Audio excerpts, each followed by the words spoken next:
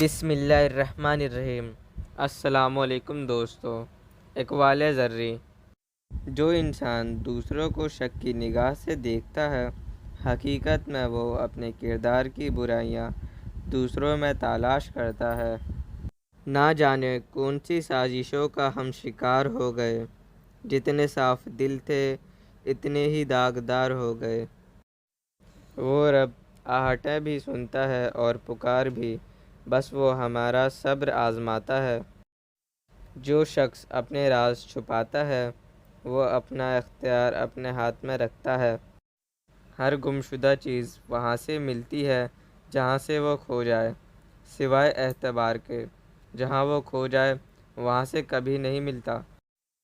آج کل رشتے خراب ہونے کی ایک وجہ یہ بھی ہے کہ لوگ جھکنا پسند نہیں کرتے۔